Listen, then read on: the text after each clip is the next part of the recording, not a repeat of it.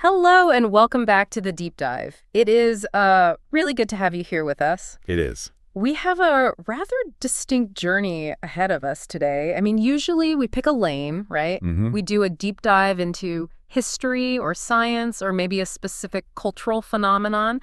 But today we are attempting something of a high wire act. I'd say so. We're looking at the human condition through two radically different lenses. Radically different. That might be the understatement of the year. Well, yeah. If you look at these two source texts side by side on a desk, you would assume they were completely unrelated. I mean, one reads like a sitcom script about, domestic squabbles. Right. And the other one reads like a heavy medical case study on chronic suffering. Exactly. But that's the challenge, isn't it? To find the connective tissue. To find the thread. On the surface, we have what we're calling the outer layer.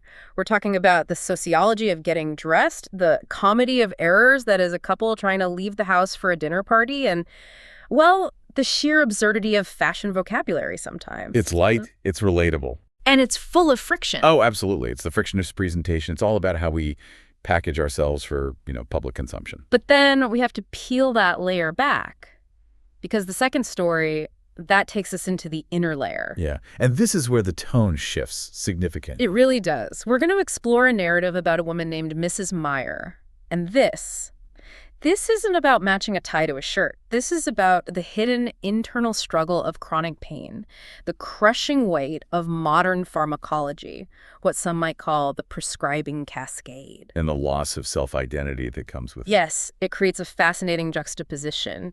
You have this external anxiety, do I look right? Versus the internal anxiety, am I even functioning? Exactly. And both narratives, at their core, they're about the crushing weight of expectations versus reality. That's the thread. That's the thing we're going to pull on. We have the expectation of the perfect dinner party guest versus the reality of the boyfriend who wants to wear sandals. And then we have the expectation of the perfect mother versus the reality of a body that is, for all intents and purposes, shutting down. So before we get into the weeds, just a quick reminder for you, the listener, we're exploring these specific stories just as they're presented to us. That's right. No need to open new tabs, no need to scroll or look anything up. Just stay here with us. Let's focus on the text at hand. Okay, let's start with section 1, the outer layer, the politics of getting dressed. The fun part. But fun/stressful.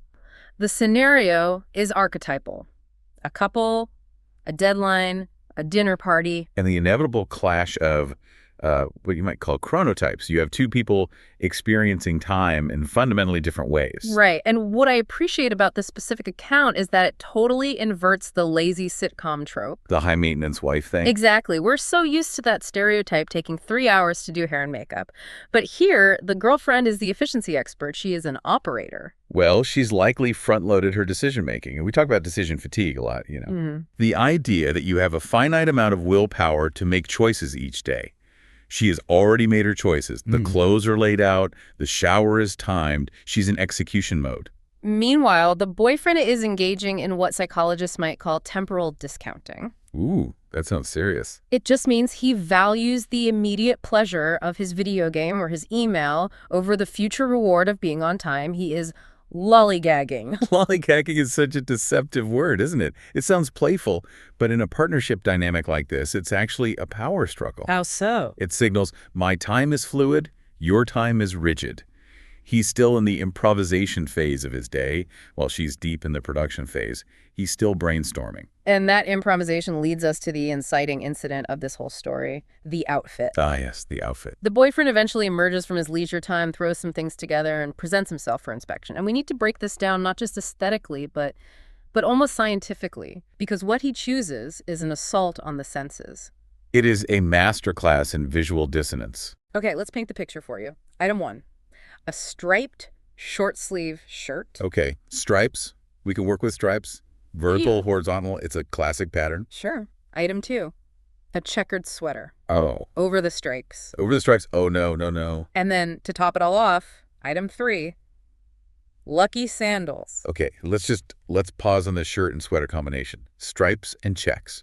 This isn't just ugly. There is a scientific reason this makes us physically uncomfortable to look at. You're talking about the Moiré effect? Well, a version of it, yeah. It's a kind of visual interference. Your brain is a pattern recognition machine. That's what it does all day. Right. When you see vertical stripes, your brain processes linear geometry up, down, elongation. It's a simple, clean signal. When you see checks, you're processing a grid, horizontal and vertical intersections. A bit more complex, but still orderly. But when you layer them... When you layer a grid over a linear pattern, especially if the colors contrast, the eye literally cannot find a resting point. It creates a sensation of vibration, of movement.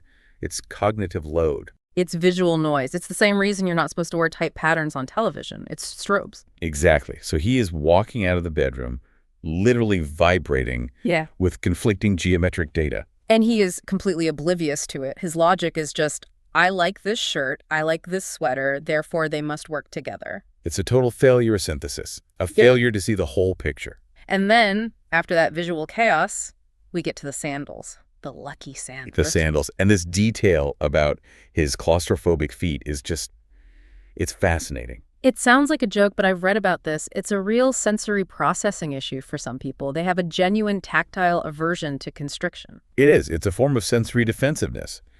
But in the context of a dinner party, the sandal is a semiotic nightmare. A semiotic nightmare. I love that. Unpack that for us. Okay, so shoes communicate your level of engagement with the terrain and, more importantly, with the social contract. A boot says, I am ready for work or weather. A sneaker says, I am ready for action. A closed-toe dress shoe says, I am contained, formal, and respectful of this inner space we're sharing. Okay. And a sandal says? A sandal says, I am vulnerable, I am exposed, and I am prioritizing my own personal comfort over all of your social norms. It exposes the toes, which, let's be honest, are intimate and often unkempt parts of the body. Bringing toast to a formal dinner is a boundary violation. It really is. It's an aggressive informality. It's basically saying, my relaxation is more important than your event. So the girlfriend, to her credit, she doesn't just scream, she tries to educate him. But the boyfriend, he tries to push back using vocabulary he clearly doesn't understand. This is my favorite part. He defends his choice of shorts by saying he liked the cut and hemline. This is where he tries to intellectualize his laziness. Hemline is a specific tailoring term. It refers to the lower edge of the garment where the fabric ends. Right. In economics, we actually have something called the hemline index. Really? You're kidding? No, it's a real theory proposed back in the 1920s. The idea is that skirt hemlines get shorter when the economy is good and longer when the economy is bad. Why? What's the connection? The thinking was that in boom times, there's a sense of liberation, and also people can afford to show off expensive silk stockings. In bust times, things are more conservative, and we hide things away. It's debated, of course, but it shows hemline is a word with history. And for this guy standing there in his cargo shorts using the word hemline is just laughable. It's absurd. He's trying to adopt the lexicon of high fashion to justify wearing, basically, gym clothes. It's a defensive mechanism. He thinks if he uses the right words, the wrong clothes will magically become acceptable. But the girlfriend isn't having it. She pivots. She initiates a makeover. And the specific items she chooses are very, very telling. She hands him a silk tie and a pair of corduroy pants. And this is a massive upgrade in terms of texture, physics, and social meaning. Let's look at silk first. It's not just shiny fabric. Silk is a protein fiber, fibroin, produced by insect larvae, usually silkworms. The whole process is called sericulture, right? Exactly. And the structure of the silk fiber is a triangular prism. That's why it shimmers. It refracts light at different angles. It's luxurious because it's so difficult to produce and handle. So by handing him a silk tie, she's asking him to wear something that requires care. Yes. You cannot spill gravy on a silk tie and just wipe it off. It demands mindfulness. It's a piece of clothing that forces you to behave. It forces him to be a grown-up at the dinner party. Precisely. And then you have the corduroy pants. Which gives us our seasonal context. You don't wear corduroy in a heat wave. Absolutely not. This is autumn or winter. Corduroy is a durable fabric with a wale. Those are the ridges, the cords. It actually increases the surface area of the fabric, which traps air and creates warmth. It's tactile, it's rougher, it's grounded. So she's taking him from visual chaos and exposed toes. It's a fantastic band name, by the way. To refined, warm, and texturally complex. She is dressing him like an adult who understands the season and the occasion. She's giving him a uniform for competence. And there's a verbal exchange here that I think every long-term couple will recognize. The boyfriend, wearing this new outfit, turns and asks, "Do you like the way this looks?" The trap. The ultimate trap. It is, because he isn't asking for an objective critique of the color theory or the silhouette. No, of course not. He's asking for validation of his compliance. He's really saying, I did what you asked me to do. Now reward me with praise so I can feel good about it. It's totally transactional. And her response, what am I going to do with you, Yeah. is so layered. It is. It's affectionate, sure, but it's also resignation. It's the sigh of the manager. The manager, yes. It acknowledges the power dynamic in that moment. She's the curator of the couple. He is the exhibit. She has to manage him, style him, and ensure he doesn't embarrass the brand of their relationship. All because he lacks what we call fashion sense. Which is really just social intelligence applied to aesthetics. It's the ability to read the room before you even enter it and dress for the room you want to be in. This whole debacle leads the narrative into a broader discussion about style, almost as if the boyfriend's confusion opens the door to a more philosophical question. Why is fashion so weird? He brings up runway shows. The classic runway versus reality confusion. It's a very common stumbling block for people. You see a fashion show where a model is wearing, I don't know, a giant inflatable sphere, and you ask, who is buying that for their commute to the office? It's the concept car argument, isn't it? That is the perfect analogy. Absolutely perfect. You go to the Detroit Auto Show, and you see a car with no wheels that hovers. Right. Ford isn't expecting to sell that in 2026. Right. They're testing a design language. Maybe it's the curve of the fender or a new dashboard interface or a new material. That extreme concept eventually trickles down, gets watered down, and becomes the Ford Taurus 5 years later. So the runway is the laboratory. It is the laboratory of shape and silhouette and texture. High street stores, the H&Ms and Zaras of the world, they take the inflatable sphere idea from the runway and turn it into a slightly puffy sleeve on a blouse for $30. The story also touches on the economics of this. It mentions expensive brands like Carolina Herrera, Oscar de la Renta. And that's a whole other business model. High fashion, or haute couture, is actually a loss leader for many of these big houses. They lose money on the handmade $50,000 dresses. So why do it? Because those dresses create the dream. They create the aspirational brand identity. And then they sell you the perfume, the lipstick, the sunglasses. That's where the real profit is. You buy the lipstick to buy a tiny piece of the dream. Exactly. Now, the narrative contrasts this commercial Western fashion with the street styles of Japan and South Korea and the classicism of Italy. And the contrast is so vivid. The Italian approach is often summarized by the concept of sprezzatura. I've heard that word. What does it mean exactly? It means a kind of studied carelessness. It's about looking incredibly elegant without looking like you tried too hard. The story describes it perfectly as fashionable but grounded. Versus the description of, say, Harajuku in Tokyo or street style in Seoul, which is described as extreme. The platform shoes on a brick. That's such a great image. That is a total rejection of comfort in favor of a pure expression. If you are wearing 7-inch platforms, you are consciously altering your center of gravity. You are changing the fundamental way you walk through the world. It's performance art. It's absolutely performance art. The narrator seems genuinely worried the girls will fall over. Which highlights the culture gap, or maybe just the purpose gap. Yeah. To the narrator, shoes are for walking. To the wearer, shoes are for sculpture. And neither is wrong. They just have different goals. But I love the democratization the story suggests at the end of this section. You don't need the Oscar de la Renta budget. No, not at all. The mention of secondhand shops, making your own clothes, or the fake market is crucial. Style is about the eye, not the wallet. It's about assembly, about putting things together in a new way. So we have established the outer layer. We have the more patterns, the hemlines, the social signaling, the performance of the dinner party. It's stressful, yes, but it's a superficial stress. It is a solvable problem. You can change the shirt. Exactly. It's a stress we can take off at the end of the night along with the silk tie. Now, I need you to stay with me because we are going to pivot hard. Okay. We are going to strip away the corduroy and the silk, and we are going to look at what happens when the vessel itself, the body, is the source of the conflict. This is the move to the inner layer.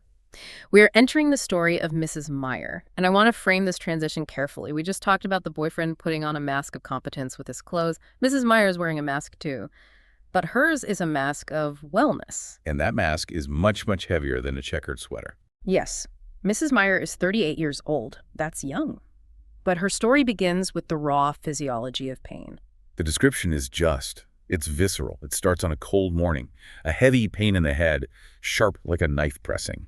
We're likely looking at a severe migraine or maybe a tension-type headache that has gone chronic. The knife description suggests nerve involvement, what's called neuropathic pain. And the sensory details. They mirror the fashion story, but in a nightmare version. In the first story, the boyfriend didn't notice the clashing patterns. He was undersensitive. But in this story, Mrs. Meyer notices everything. The smell of coffee is unbearable. The sound of a spoon clinking in a cup actually hurts. That is hyperacusis, which is sensitivity to sound, and osmophobia, sensitivity to smell. It points to a condition called central sensitization. Her entire central nervous system is stuck in a state of high reactivity. The volume knob on the world has been turned up to 11. So she goes to the doctor, Yeah. and this interaction is, well, it's frustratingly common. The doctor finds hard muscles in her shoulders. Which is a physical manifestation of stress. It's called armoring. When we're anxious or in pain, the sympathetic nervous system, the fight-or-flight response, floods the body with cortisol and adrenaline. The muscles tense up to protect the organs from a perceived attack. She is physically bracing herself against her own life. And the doctor asks this checklist of questions. Money, kids, house, work. She checks all of the above, and his diagnosis is stress. Which is such a reductive label. I mean, while it's accurate on some level, just saying it's stress minimizes the physiological devastation that's occurring. It treats her biological crisis as a simple lifestyle choice. And his solution is the classic biomedical split. He gives her pills for the body, and he gives her a list of hobbies for the mind. The list: yoga, meditation, breathing. Which is standard advice, but it's often catastrophic in the acute phase of something like this. It really is. Why is that? I mean, we hear about meditation and yoga as a cure-all constantly. Think about it from her perspective. Mrs. Meyer tries to do yoga. Her body is stiff, it's armored, moving hurts. She tries to meditate. Meditation requires interoception, the act of looking inward. But when she looks inward, what does she find? She finds noise. She hears the bills piling up. She hears her husband's sighs. She has the pain. Asking someone who is in the grips of chronic pain to focus on their body is like asking someone in a burning building to stop and appreciate the architecture. It feels unsafe. She even says her breath felt like fire. So it's not a tool for her. It's another form of torture. Right. Her system is too dysregulated for that kind of stillness. So the holistic path fails because she isn't ready for it. And that leaves her with option B, the pills. And thus begins the descent. The pain is persistent. She calls it a shadow or sometimes a fire. So the doctor prescribes more. This is what you alluded to earlier, the prescribing cascade. Yes. It's a very dangerous loop in pharmacology. You take a pill for the headache. That pill causes stomach upset, so you take a pill for the stomach. That pill causes insomnia, so you take a sleeping pill. The sleeping pill causes morning grogginess, so you take a stimulant to wake up. And suddenly you're no longer managing one problem, you're managing 5. And you find yourself walking home from the pharmacy carrying bags of pills while other women are carrying bags of food. The symbolism there is just, it's heartbreaking. Food is life-sustaining. It nurtures the family. The pills are a symbol of her defectiveness, of her failure. She feels shame. Deep shame. Let's talk about Section 4, the mountain of medicine. This recurring image of the big box on the kitchen table. It creates a physical presence in the home. It's an intruder. She calls the pill bottles little soldiers. Again, a war metaphor, but these soldiers are not fighting for her. They are occupying her kitchen.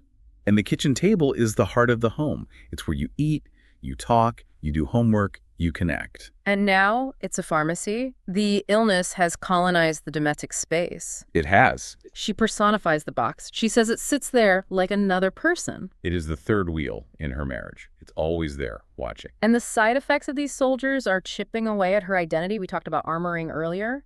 Now she describes her arms feeling like lead. She has shaking hands, dry eyes. Those are classic anticholinergic side effects common with many older antidepressants or nerve pain medications or sedatives. They dry you out. They slow you down. They create a brain fog. And this fog leads to these domestic failures. She burns the soup because the smell of onions makes her sick. She forgets clothes in the washer for days. To us, these might seem like minor inconveniences. But to Mrs. Meyer, these are failures of her core purpose. Her occupational role, as she sees it, is mother and wife. If she cannot feed her family or clothe them, she feels she has ceased to exist in a meaningful way. And her husband's reaction reinforces this. He asks, "Where is my wife? You are not the same." It's such a cruel question, but it's probably an honest one from his perspective. He is witnessing the depersonalization that's caused by the trauma and the drugs. She is physically there, but the personality, the Stark, the person he married, is buried under layers of sedation and pain. And the children. Children are the ultimate barometers of truth, aren't they? Always. The daughter stops asking to play. The son starts going to his friends' houses all the time. They see her as a shadow. They are grieving her while she is still alive. And that is a profound type of loneliness for a mother, to be visible but unreachable to your own children. This all culminates in the scene at 2 a.m. The house is dark. She is standing in front of the mountain of medicine. This is the crisis point. This is rock bottom. She is in cane, she's panicked, and she looks at all the bottles. And she doesn't know which one matches the feeling she's having. This is the confusion of polypharmacy. Is this anxiety? Is this pain? Is this a side effect? Is this withdrawal? She has lost the ability to interpret her own body's signals. The chemistry has obscured everything. So she just starts taking them. Indiscriminately. She drinks them until she loses count. This is a textbook example of learned helplessness. She has learned that no matter what specific, careful choice she makes, the pain remains. So she abandons choice altogether. She surrenders to the chemistry. Alive but not living. That's the phrase used in the story. It's a zombie state, biological persistence without any biographical content. She's breathing, but she's not having a life. But, and this is why this deep dive is so important, the story does not end in the tragedy of that kitchen. It moves into section 5, the struggle for hope and acceptance. And notice that wording. It is a struggle. It is not a miracle. No. There is no magic pill that fixes everything, but there are people. She sees a nurse who just listens. The nurse says, "Tell me all." We cannot underestimate the power of that. It's sometimes called narrative medicine. Just being heard without judgment, without someone trying to immediately fix you. It validates her suffering. It makes it real. And a therapist who teaches her to name the feelings, to say, "I am afraid." And this is rooted in neuroscience. It's called affect labeling. When you put a label on a strong emotion, this is fear, this is grief, you actually reduce the activity in the amygdala, the fear center of the brain, and you activate the prefrontal cortex, the thinking part. You move from just feeling it to thinking about it. You tame the monster by naming it. Exactly. And then there's Lena, the friend from church. We all need a Lena. Absolutely. Lena is the practitioner of radical common sense. She doesn't offer grand solutions or empty platitudes. She introduces the concept of small wins. The list is almost insultingly simple. Walk for 10 minutes, drink a glass of water, call a friend. It's a form of what's called behavioral activation therapy. When you're depressed or in chronic pain, your world shrinks. You stop doing things. When you stop doing things, you feel worse. It's a vicious cycle. Lena is trying to jumpstart the engine. Drink water. It is a solvable problem. You drink the water, you get a tiny hit of dopamine. I succeeded at something. It rebuilds a sense of agency. I am the captain of this ship, even if I can only steer it 1 inch to the left today. That's it. That's everything. She also starts the one-line diary, writing down one good thing, the light on the table, my son's laugh. Which is a form of gratitude practice. It helps retrain the reticular activating system in the brain. It's the part of your brain that filters information. If you're constantly looking for pain, you will find pain. If you force yourself to scan for beauty, even tiny fleeting beauty, you start to rewire your neural pathways to see possibilities again. But the story keeps it real. This isn't a movie montage where everything is suddenly fixed. She has relapses. Of course. The bills pile up, the kids need new shoes, the stress returns, the box on the table refills. Because recovery is non-linear. That is the most important lesson here. It is a spiral, not a straight line. You circle back to old territory, but hopefully from a slightly higher vantage point each time. And the husband's role has changed. He stops asking, "Where's my wife?" And he starts saying, "I see your effort." He has moved from adversary to ally. He understands now that for her, the effort is the victory. Getting out of bed is the victory. There is that beautiful moment at the market. A stranger, just a random person, tells her she looks brave, and her husband agrees. He says, "You are brave in small ways." That redefines heroism, doesn't it? We think heroism is storming a beach or running into a burning building. But for Mrs. Meyer, heroism is standing in a supermarket line when every nerve in your body is screaming at you to go home and lie down in the dark. The story ends with the year closing, and the pills are still there. They didn't vanish. The problem wasn't solved. No, she says, "The pills did not heal me, they changed me." And she now lives between small steps and many pills. It's a story of integration, not eradication. She has integrated the illness, the pain, the shadow into her life. The shadow is still there, but she has learned how to light a candle in the room with it. So we have traversed a massive landscape today. I mean, from the visual vibration of a checkered sweater To the neurological vibration of chronic pain. It feels like a long, long distance between those two things. It does. But is it? Synthesis time. How do we tie the boyfriend's hemline to Mrs. Meyer's headache? I think it comes back to the concept you brought up earlier, the uniform, the armor. Oh, wow. The boyfriend was trying to construct an armor of I don't care with his sandals, and then he was forced to put on an armor of sophistication with the silk tie. He was dressing to meet an external expectation. Or the outer layer. Or the outer layer, yes. Meanwhile, Mrs. Meyer was desperately trying to maintain the armor of the perfect mother and the functional wife, while her internal world was completely collapsing. She used the pills as a way to prop up that armor, to keep the uniform of wellness on, even when it didn't fit anymore.